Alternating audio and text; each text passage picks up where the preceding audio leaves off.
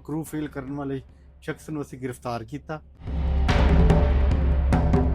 ਬੱਚੀਆਂ ਦੀ ਹਿਫਾਜ਼ਤ, ਬੇਟੀਆਂ ਦੀ ਹਿਫਾਜ਼ਤ, ਛੋਟੇ ਬੱਚਿਆਂ ਦੀ ਹਿਫਾਜ਼ਤ, ਉਸ ਮਾਮਲੇ ਵਿੱਚ ਉਹ ਸਾਡਾ ਟਾਪ ਪ੍ਰਾਇੋਰਟੀ ਏਜੰਡਾ ਹੈ।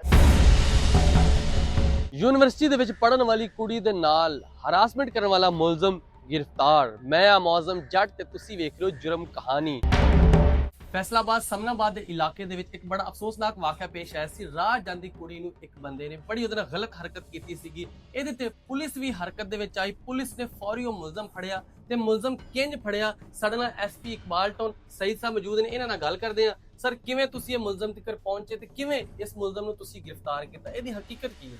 ਮੈਂ ਤੁਹਾਨੂੰ ਤੁਹਾਡੇ ਤਵੱਸਤ ਦੇ ਨਾਲ ਮੈਂ ਫੈਸਲਾਬਾਦ ਦੇ ਆਵਾਮ ਔਰ ਪੰਜਾਬ ਦੇ ਆਵਾਮ ਨੂੰ ਦੱਸਣਾ ਚਾਹਨਾ ਕਿ ਜਿਹੜੀ ਕਿ ਕਮਿਊਨੀਕੇਸ਼ਨ ਗੈਪ ਦੇ ਮੁਤਲਕ ਆਵਾਮ ਔਰ ਪੁਲਿਸ ਦੇ ਦਰਮਿਆਨ ਕਮਿਊਨੀਕੇਸ਼ਨ ਗੈਪ ਹੈ, ਉਹਦੀ ਵਜ੍ਹਾ ਤੋਂ ਆਵਾਮ ਇਹ ਸਮਝਦੀ ਹੈ ਕਿ ਸ਼ਾਇਦ ਪੁਲਿਸ ਇਹਨਾਂ ਛੋਟੇ ਛੋਟੇ ਮਾਮਲਾਤ ਨੂੰ ਛੋਟਾ ਸਮਝਦੇ ਹੋਏ ਸਰਫ ਨਜ਼ਰ ਕਰਦੇ ਨੇ, ਉਹਨਾਂ ਨੂੰ ਨਜ਼ਰਅੰਦਾਜ਼ ਕਰ ਦਿੰਦੇ ਨੇ।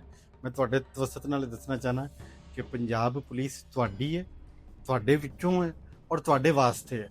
ਔਰ ਅਲਹਮਦੁਲਿਲਾ ਜਿਹੜੀ ਇੱਜ਼ਤ ਵਾਲੇ ਮਾਮਲਾਤ ਨੇ ਉਹ ਮਾਮੂਲੀ ਮਾਮਲੇ ਨਹੀਂ ਹਨ।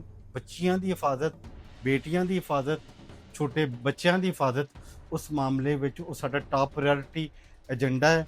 ਔਰ ਇਸ ਮਾਮਲੇ ਨੂੰ ਅਸੀਂ ਬਿਲਕੁਲ ਨਜ਼ਰਅੰਦਾਜ਼ ਨਹੀਂ ਕਰਦੇ। ਔਰ ਇਸੇ ਤਰ੍ਹਾਂ ਹੀ ਇਹ ਵਾਲਾ ਮਾਮਲਾ ਹੋਇਆ, ਜਿਵੇਂ ਹੀ ਪੁਲਿਸ ਨੂੰ ਰਿਪੋਰਟ ਹੋਈ ਔਰ ਉਹ ਰਿਪੋਰਟ ਹੋਈ ਤੇ ਹੁੰਦੇ ਹੀ ਪੁਲਿਸ ਨੇ ਫੌਰੀ ਤੌਰ ਤੇ ਰਿਸਪੌਂਡ ਕੀਤਾ, FIR ਦਰਜ ਕੀਤੀ। RPO ਸਾਹਿਬ ਜਨਾਬ ਸੋਹੇਲ ਅਖਤਰ ਸਕੇਰਾ ਸਾਹਿਬ ਨੇ ਇਸ ਮਾਮਲੇ ਦੀ ਹਸਾਸੀਅਤ ਦੇ ਪੇਸ਼ ਨਜ਼ਰ, ਕਿਉਂਕਿ ਇੱਕ ਬੱਚੀ ਦੀ ਇੱਜ਼ਤ ਦਾ ਮਾਮਲਾ ਸੀ ਔਰ ਇੱਕ ਬੱਚੀ ਦਾ ਮਤਲਬ ਸਾਡੀ ਬੱਚੀਆਂ ਨੇ, ਬਿਲਕੁਲ ਤੇ ਉਹ ਸਾਰੀ ਬੱਚੀਆਂ ਦੀ ਇੱਜ਼ਤ ਦਾ ਮਸਲਾ ਸੀ ਔਰ ਉਹਨਾਂ ਦੀ ਹਿਫਾਜ਼ਤ ਦਾ ਮਸਲਾ ਸੀ। ਲਿਹਾਜ਼ਾ RPO ਸਾਹਿਬ ਸੋਹੇਲ ਅਖਤਰ ਸਕੇਰਾ ਸਾਹਿਬ ਨੇ ਇਸ ਮਾਮਲੇ ਵਿੱਚ ਖਸੂਸੀ ਤੌਰ ਤੇ CPO ਸਾਹਿਬ ਨੂੰ ਹਦਾਇਤ ਜਾਰੀ ਫਰਮਾਈਆਂ। CPO ਸਾਹਿਬਜ਼ਾਦਾ ਬਿਲਾਲ ਉਮਰ ਸਾਹਿਬ ਨੇ ਮੇਰੀ ਸਰਬਰਾਹੀ ਦੇ ਵਿੱਚ ਫੌਰੀ ਤੌਰ ਤੇ ਇੱਕ ਜਾਮੇ ਕਿਸਮ ਦੀ ਟੀਮ ਤਸ਼ਕੀਲ ਦਿੱਤੀ ਔਰ 24 ਘੰਟੇ ਦੇ ਵਿੱਚ ਉਸ ਟੀਮ ਨੇ ਅੱਲਾਹ ਤਾਲਾ ਦੇ ਫਜ਼ਲ ਕਰਮ ਨਾਲ ਨਾ ਸਿਰਫ ਉਹ ਨਾਮਾਲੂਮ ਮੁਲਜ਼ਮ ਉਹਨੂੰ ਟ੍ਰੇਸ ਕੀਤਾ ਨਾ ਔਰ ਉਹਨੂੰ ਸ਼ਨਾਖਤ ਕੀਤਾ, ਬਲਕਿ ਉਹਦੇ ਤੇ ਰੇਡ ਕਰਕੇ ਉਹਨੂੰ ਗ੍ਰਿਫਤਾਰ ਕੀਤਾ। ਉਹਦੀ ਉਹ ਮੋਟਰਸਾਈਕਲ ਜਿਹੜੀ ਕਿ ਉਹਨੇ ਵਕੂਏ ਦੇ ਦੌਰਾਨ ਇਸਤੇਮਾਲ ਕੀਤੀ ਉਹ ਬਰਾਮਦ ਕੀਤੀ ਔਰ ਇਨਸ਼ਾਅੱਲਾ ਤਾਲਾ ਆਇੰਦਾ ਵੀ ਅਸੀਂ। ਅੱਛਾ ਸਰ, ਮੈਨੂੰ ਥੋੜਾ ਇਹ ਦੱਸਿਓ ਕਿ ਕਿਵੇਂ ਇਹਦਾ ਖਿਆਲ ਆਇਆ ਕਿ ਕਿੱਧਰ ਜਾ ਰਹੇ ਸੀ, ਜਾਂ ਘਰੋਂ ਪਲਾਨ ਕਰਕੇ ਆਇਆ ਸੀ ਕਿ ਮੈਂ ਅੱਜ ਜਾਣਾ ਵਾ, ਅੱਜ ਮੈਂ ਕੁੜੀਆਂ ਨੂੰ ਸਾਰਾ ਦਿਨ ਛੇੜਨਾ, ਯੂਨੀਵਰਸਿਟੀ ਦੀਆਂ ਕੁੜੀਆਂ ਨੂੰ, ਜਾਂ ਮਤਲਬ ਕਿੱਦਾਂ ਉਹਨੇ ਸੋਚ ਕੇ ਨਿਕਲਿਆ, ਘਰੋਂ ਦੀ ਕੀ ਹਕੀਕਤ ਨਿਕਲੀ, ਕਿਉਂ, ਕੀ ਦੱਸਿਆ ਉਹਨੇ? ਇਹੋ ਜਿਹੇ ਬਦਕਿਸਮਤੀ ਨਾਲ ਸਾਡੇ ਨੌਜਵਾਨ ਨਸਲ ਦੇ ਵਿੱਚ ਇਹ ਬੇਰਾਰਵੀ ਜਿਹੜੀ ਹੈ ਉਹ ਖਿਆਲ ਸ਼ਾਇਦ ਸਾਡੀ ਜ਼ਿਹਨੀਅਤ ਦਾ ਹਿੱਸਾ ਬਣ ਚੁੱਕਿਆ ਹੈ। ਔਰ ਚੰਦ ਕਾਲੀ ਬੇਟਾਂ ਹੈਗੀਆਂ ਨੇ ਜਿਨ੍ਹਾਂ ਨੂੰ ਸਬਕ ਦੇਣਾ ਜ਼ਰੂਰੀ ਸੀ ਔਰ ਉਸ ਸਬਕ ਦੇਣ ਦੀ ਪਹਿਲੀ ਕੜੀ ਇਸ ਸ਼ਖਸ ਦੀ ਗ੍ਰਿਫਤਾਰੀ ਹੈ ਕਿ ਇਸ ਮਾਮਲੇ ਨੂੰ ਪੁਲਿਸ ਫਰਾਮੋਸ਼ ਨਹੀਂ ਕਰਦੀ ਔਰ ਪੁਲਿਸ ਇਸ ਮਾਮਲੇ ਵਿੱਚ ਹਸਾਸ ਹੈ। CM ਸਾਹਿਬਾ ਪੰਜਾਬ ਦਾ ਵਿਜ਼ਨ ਹੈ ਪੰਜਾਬ ਨੂੰ ਮਹਿਫੂਜ਼ ਬਣਾਉਣਾ ਹੈ ਔਰ ਯਕੀਨੀ ਤੌਰ ਤੇ ਸਾਡੀ ਬੇਟੀਆਂ, ਸਾਡੀ ਧੀਆਂ, ਸਾਡੀ ਬੱਚੀਆਂ ਜਿਹੜੀਆਂ ਨੇ ਉਹ ਪੰਜਾਬ ਦੀ ਹਿਫਾਜ਼ਤ ਦਾ ਸਾਡਾ ਸਭ ਤੋਂ ਵੱਡਾ ਉਹ ਸਮਝ ਲਓ ਕਿ ਸਾਡੇ ਵਾਸਤੇ ਉਹ ਮਿਸ਼ਨ ਹੈ ਕਿ ਅਸੀਂ ਉਹਨਾਂ ਬੱਚੀਆਂ ਦੀ ਹਿਫਾਜ਼ਤ ਕਰਨੀ ਹੈ, ਉਹਨਾਂ ਦੀ ਇੱਜ਼ਤਾਂ ਦੀ ਹਿਫਾਜ਼ਤ ਕਰਨੀ ਹੈ ਔਰ ਛੋਟੇ ਬੱਚਿਆਂ ਦੀ ਹਿਫਾਜ਼ਤ ਕਰਨੀ ਹੈ।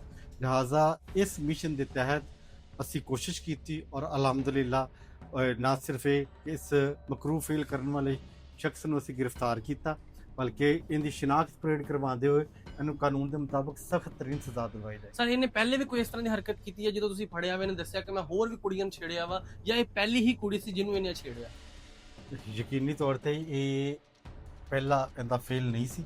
ਅੱਛਾ। ਲੇਕਿਨ ਕੋਈ ਵੀ ਸਾਨੂੰ ਇਸ ਤੋਂ ਪਹਿਲੇ ਕੋਈ ਮਾਮਲਾ ਰਿਪੋਰਟ ਨਹੀਂ ਹੋਇਆ ਔਰ ਇਹ ਇੱਕ ਦਿਨ ਦੇ ਵਿੱਚ ਤੇ ਐਸੀ ਜ਼ਿਹਨੀਅਤ ਦਾ ਸ਼ਖਸ ਇਸ ਹੱਦ ਤੱਕ ਨਹੀਂ ਪਹੁੰਚਦਾ।